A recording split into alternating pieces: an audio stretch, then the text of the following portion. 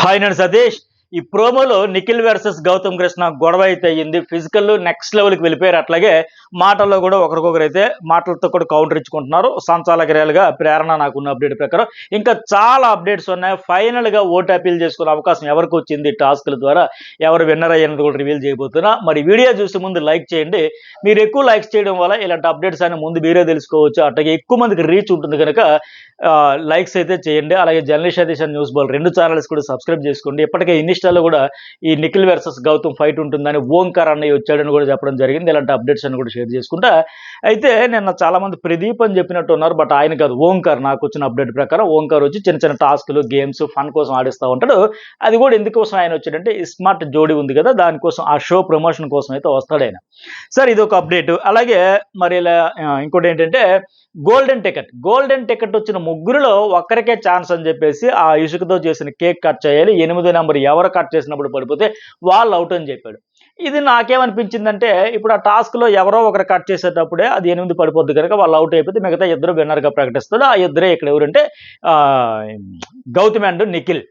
Rohini cut చేసేటప్పుడు నాకున్న update ప్రకారం అలాగే ఇసుక ఒక్కొక్కరు 1 by 1 ఫస్ట్ నిఖిల్, తర్వాత గౌతమ్, మళ్ళీ రోహిణి, నిఖిల్, గౌతమ్, రోహిణి ఇలా రొటేట్ అయ్యేటప్పుడు ఆ అమ్మాయి కట్ చేస్తుండేటప్పుడు 8 అయితే పడిపోయింది. సో ఆవిడ ఆ టాస్క్ నుంచి అవుట్ అయిపోయింది. మిగిలిన వీళ్ళిద్దరేమో నెక్స్ట్ లెవెల్ ఇప్పుడు రంగు పూసుకునే టాస్క్ అయితే ఆడుతున్నారు కదా, రచ్చరచ్చ అవుతుంది. అయితే నేనేమంటానంటే అవినాష్ ఎటు ఫస్ట్ ఫైనలిస్ట్ అయిపోయాడు. టాస్క్లు ఆడుకుని గెలుచుకుని వెళ్ళాడు ఓటు అపీల్ కోసం. అట్లాగే విష్ణుప్రియ, నబీల్, ప్రేరణ కూడా టాస్క్లు ఆడారు, దక్కించుకున్నారు, ఓటు అపీల్ అయితే చేసుకున్నారు. ఇక ఈ టాస్క్లో కూడా ఒకలే ఇప్పుడు రోహిణి తప్పుకుంటుంది. అలాగే నెక్స్ట్ ప్రేరణ, నిఖిల్ అండ్ గౌతమ్ కృష్ణలో కూడా వాళ్ళిద్దరిలో ఒకరైతే విన్ అయితే ఒకరు అవుట్ అవుతారు కదా. సో అటు ఓవరాల్గా ఇద్దరికి మాత్రమే ఈ ఓటు అపీల్ చేసుకునే ఛాన్స్ అయితే రావట్లే. సో వాళ్ళిద్దరు ఇప్పుడు 7గురిలో ఆల్మోస్ట్ 5గురికి వచ్చి ఆ ఇద్దరికే రాకపోతే వాళ్ళిద్దరూ చేసిన తప్పేంటి, పాపం ఏంటి, వాళ్ళకు కూడా ఏదో రకంగా టాస్క్లు ఆడారు కనుక ఇచ్చేస్తుంటే బాగుండేది నా ఫీలింగ్. మరి మీకు కూడా అట్లా అనిపిస్తే మరి ఎవరు గెలిచారో లాస్ట్ రంగులు పూసుకునే టాస్క్లో కూడా అంటే అది కూడా రివీల్ చేస్తా. అయితే ఎవరు గెలిచినా సరే ఇద్దరు కూడా వేస్తా బెటర్ అనేది నా ఫీలింగ్. మీకు కూడా అట్లా కనిపిస్తే లైక్ అయితే చేయండి. మరి అన్ని టాస్క్లు ఆడారు కదా, పర్ఫామ్ అయితే చేశారు కదా. సో వాళ్ళు కూడా దీనివల్ల ప్రత్యేకంగా ఈ ఓటు అపీల్ చేసుకునే దానివల్ల వాళ్ళకి ఓట్లు పడినా పడకపోయినా అదైతే ఖచ్చితంగా టెలికాస్ట్ చేస్తారు. మన మిగతా కెమెరాలు తెచ్చిన కంటెంట్లో ఏదో వస్తుందో ఏదో తెలియదు అని కన్ఫ్యూజ్ ఉంటుంది కానీ, బట్ ఇదైతే కంప్లీట్గా 100% టెలికాస్ట్ అవుతుంది కనుక మనం మాట్లాడేది అంతా ఇవ్వకపోయినా కనీసం ఎంతో కొంత 1 minute, 2 minutes, 3 minutes టెలికాస్ట్ అవుతుంది కనుక వాళ్ళకి ఒక సాటిస్ఫాక్షన్. ఓకే, మనం ఎందుకు అర్హులమో, మనకి ఎందుకు ఓటు వేయాలో ఒక రిక్వెస్ట్ చేసుకుంటూ, ఒక థ్యాంక్స్ చెప్పుకుంటూ చేసుకునేదానికి కనుక అందరికి ఇచ్చేస్తే బెటర్ నాకు అనిపించింది. సరే, ఇక ఇసుక టాస్క్ చెప్పే కదా, అలా కట్ చేసే క్రమంలో రోహన్ అయిపోతే వీళ్ళిద్దరు గెలుస్తారు, అందుకోసం ఇచ్చారు. మరి టీషర్ట్లతో రంగు పోయాలని టాస్క్. ఇది నిఖిల్, గౌతమ్ మధ్య నెక్స్ట్ లెవెల్ అయితే ఉంది. మరి ఇక్కడ ఏంటంటే ఇద్దరు ఫిజికల్ అవుతూ ఉన్నారు. ఈ టాస్క్ నేచరే అలాంటిది. మరి ఒకరినొకరు తాక్కుంటూ ఒకరి టీషర్ట్ మీద ఒక రంగు పూసుకొని ఎక్కువ రంగు ఉండే వాళ్ళు అవుట్ అయినప్పుడు ఫిజికల్ అవ్వకుండా ఎలా ఉంటుంది ఈ టాస్క్లో? ఇక్కడ ఆయన తోసేస్తున్నాడు, ఈయన తోసేస్తున్నాడు, ఇద్దరు కూడా ఫిజికల్ అయ్యారు, ఎవరు తక్కువ తినలే. ఈయనేమో కాలు పట్టుకుని లాగేస్తున్నాడు, కాలు పట్టుకుని గుంజేస్తున్నాడు, ఆయనేమో దోసేస్తున్నాడు. ఇట్లా ఎన్ని అవుతున్నప్పుడు ఇలాంటి ఫిజికల్ అయ్యే టాస్కులు ఫిజికల్ అవ్వడం అనేది కామన్. ఇప్పుడు ఆయన ముఖం మీద, గౌతమ్ కృష్ణ ముఖం మీద రంగు ఉంది, ఈయన ముఖం మీద రంగులు అన్ని పూసుకొని ఉన్నారు. అయితే ఇక్కడ దెయ్యాలు వేదాలు వల్లించినట్టు అనిపించింది నిఖిల్ ఆరోపణ చూస్తే. చిన్నపిల్లలకి చాడీలు, పితూరీలు అంటారు కదా, ఈ చాడీలు చెప్పుకుంటున్నాడు. నువ్వు నాకు ముఖానికి గీసావు, నాకు ఫిజికల్ అయ్యింది, నాకు కొట్టావు, నాకు గౌతమ్ హిట్ మీ అనుకుని చెబుతా ఉన్నాడు. ఈ టాస్క్ నేచరే అది కదా. పైగా నీ నోట నన్ను కొట్టావు, నన్ను ఫిజికల్ అయ్యావు, నన్ను నెట్టావు అని చూస్తే విచిత్రంగా ఉంది మాకు. నిజంగా దెయ్యాలు వేదాలు వెళ్ళించడం అంటే ఇదే. ఆ సామెత పర్ఫెక్ట్గా యాప్ట్ అయింది ఇక్కడ. ఈయనేమో కాలు పట్టుకుని గుంజేయచ్చు, లాగేయచ్చు, తోసేయచ్చు. ఫిజికల్ టాస్క్లు ఆడితే ఏ లెవెల్కి వెళ్తాడో చూసాం కదా ఈ సీజన్ అంతా. బట్ మళ్ళీ అంతా అయిపోయినాక నాకు కొట్టావు, నాకు గిల్లావు, ఏంది చాడీలు పిల్లల్లాగా? నువ్వేం తక్కువ తిన్నావా? నువ్వేమైనా సొద్దపూసలాగా ఆడావా? ఆడాల్సిందంతా ఆడేవు కదా. ఇప్పుడు ఈ టాస్క్లోనే ఒక బల్లాల దెబ్బ, బాహుబలి తలపడినట్టుగా ఒక రేంజ్లో వెళ్ళారు ఇద్దరు కూడా. మరి ఆయన కంప్లైంట్ చేయట్లా. పైగా ఇతనేమో అబ్బా నాకు పొరపాటు, ఎవరు చేస్తారు, కావాలని చేస్తారు అంటే. మరి ఇంతకు ముందు ఇతను ఎన్నిసార్లు చేయలే? ఆ టేస్టీ తేజ విషయంలో బస్తాల టాస్క్లో హరితేజ అరిచి గోల పెట్టిందే, టేస్టీ తేజను కావాలని కొట్టావని. ఆ స్లైడ్ బస్తాలు పడేటప్పుడు కూడా ఇలా మోకాలు తెలగడు దబ్బునైన పడిపోయి ఇలా బిత్రపోయి చూసాడే, ఏంది ఇలా తోస్తాడు తనేసాడని లెక్క. ఆ టాస్క్లో అమ్మో చచ్చిపోయి చంద్రబాబు అని అంత భయపడ్డాడే. నువ్వు ఏ టాస్క్లో సరే ఆడేవా? పైగా ఇతడి నోట ఆడే విధానం నీకు తెలియదంట. బాబోయ్, ఎవరికి ఆడే విధానం తెలియదు. ఈ ఫిజికల్ టాస్కుల్లో ఇంతవరకు ఈ సీజన్లో మనం ఎన్ని సందర్భాల్లో చూడలే. మణికంఠ విషయంలో ఇలా గుంజు కొట్టేసి కనీసం చూడలే. ఆయన మళ్ళీ వెళ్ళి అటుది ఆయనేమో తలపట్టుకునేలాగా ఉండిపోతే ఈయన వెళ్ళి ఎగ్స్ ఏరుకుంటూ వచ్చాడు తప్ప కనీసం వెళ్ళి సారీ చెప్పలే. ఆ వాటర్ టాస్క్లో ప్రేరణ యష్మి విషయంలో కూడా చూసాం. సరే వాళ్ళకి ఇష్టమే కనుక మనం తినాలి, మంద మనం మనం మంద బరంపురం మనకి ఇష్టమైంది బరంపురం ఏదో అన్నట్టుగా. సో ఏంటో ఏదో ఉంటది కదా, మనం మీరు తినాలి మా తినాలి అన్న మాదిరిగా. సో వాళ్ళకైతే అబ్జెక్షన్ లేకపోయా. బట్ ఏదైతే ఆడే విధానం అయితే చూసాం కదా, ఇతను ఎట్లా ఆడాడు.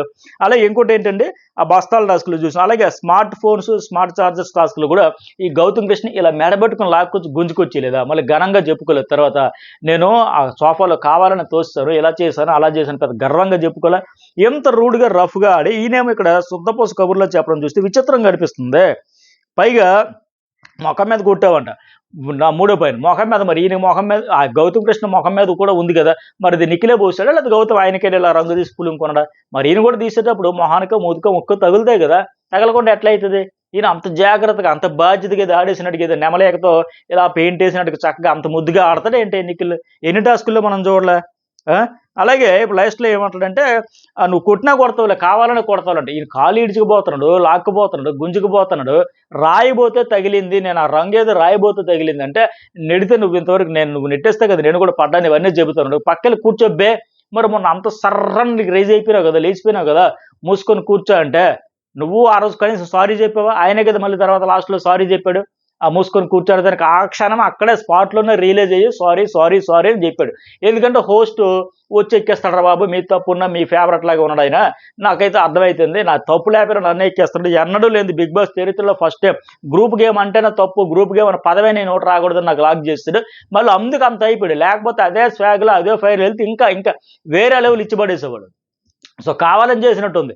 సరే వెంటనే భయపడ్డాడు. సరే మూసుకొని కూర్చోనక తప్పంటే అప్పుడే సారీ చెప్పాడు. వెంటనే ఇతను కూడా ఏంటి ఆ మూసుకొని నొక్కి అన్నాడు. దానికి మళ్ళీ తర్వాత నిన్న ఎపిసోడ్లో కూడా ఆ గౌతమ్ కృష్ణ ఫస్ట్ ఇనిషియేటివ్ తీసుకుని ఒకే 2 మళ్ళీ వచ్చినాయి, వాడుకున్నావనే పదం ఈ పదం అని అప్పుడు సారీ చెప్పి అప్పటికి ఏదో నోటెంపర్ ఒక మాట వచ్చింది, సారీ నాది కూడా మూసుకొని కూర్చోని దానికి. మరి అది అంత బుసల కొట్టేసి ఈరోజు నువ్వు ఎట్టా అనేస్తావు పక్కన కూర్చో బే అని ఎలా అంటాడు ఆయన? మరి నేను అబ్బాయి నా నోటంటే అసలు మంచి మాటలే తప్ప ఒక్కటి కూడా రాదు, ఎవరిని హట్టింగ్ చేయను, ఎవరిని ఒక్క మాట కూడా పొరపాటును కూడా అనలేదు అంటున్నాడే. మరి ఇదేంది ఇది?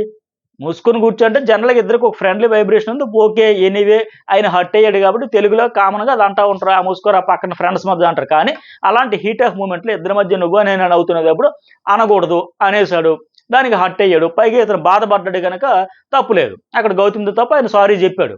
మరి ఈరోజు నువ్వు ఎలాగనేస్తావు? మరి నేను శుద్ధపోసిన నా నోటంప్పుడు ఒక్కటి కూడా ఎవరిని హట్టింగ్ అన్నావు.